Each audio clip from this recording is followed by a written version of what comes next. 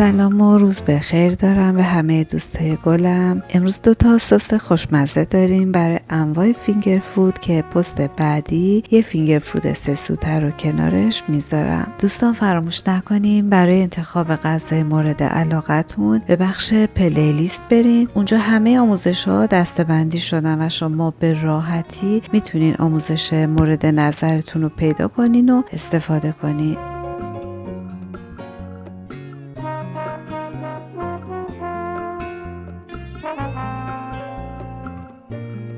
برای سس ماست بهتره که از 1 پیمانه ماست چکیده سفت موسیردار استفاده کنیم. بعدم 1 قاشق چایخوری نمک بهش اضافه میکنیم. فلفل سیاه 1/2 قاشق چایخوری. پاپریکا حدود نصف قاشق چایخوری. پودر سیر نصف قاشق چایخوری. ریحان و شوید خرد شده 1 قاشق سوپخوری. پودر آویشن نصف قاشق چایخوری. فلفل قرمز نصف قاشق چایخوری. سیر له شده 1 عدد. روغن زیتون 1 قاشق سوپخوری. تمام مواد رو مخلوط میکنیم. نیم ساعت داخل یخچال استراحت میدیم و 1 قاشق چایخوری هم پودر تخم گشنیز اضافه میکنیم. نکته که باید بدونین اینه که میزان تمام این مواد یا حتی انتخابشون کاملا دلخواه خودتونه. حالا بریم سراغ یه سس کچاپ خوشمزه خونگی که مطمئنم اگه طعمش رو بچشین دیگه هیچ وقت از بیرون خرید نمی‌کنین. 2 قاشق روغن مایه رو به ظرف اضافه می‌کنیم. بعد 1 قاشق کره، 1 دونه پیاز درشت رو ریز خورد می‌کنیم.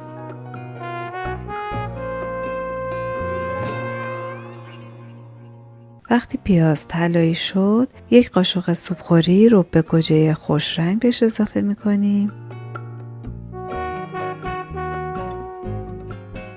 بعدم 1.5 پیمانه گوجه پوره شده رو اضافه میکنیم. اجازه میدیم چند غل بزنه و آبش تبخیر بشه.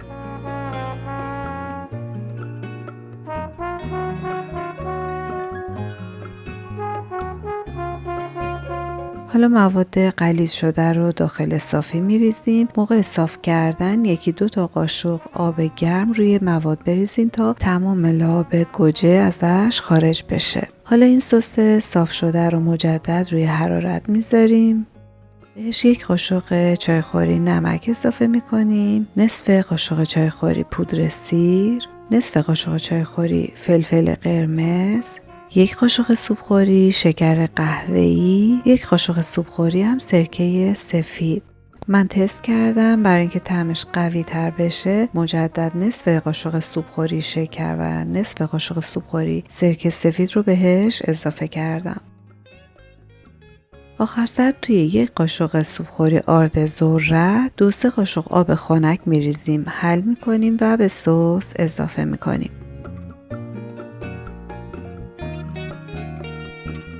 یک کمی که غلیظ شد دیگه آماده است و خاموشش میکنیم. این سس فوق‌العاده خوش طعم و سالمه و مطمئنم وقتی خودتون درست کنین خیلی بیشتر ازش لذت میبرین.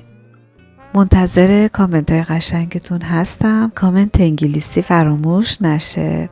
همونجور که گفتم توی پست بعدی کنار این 2 سس یه فینگر فود خیلی راحت و خوشمزه رو سرو میکنم. پس تا قسمت بعدی باهاتون خداحافظی میکنم. خدا نگهدار.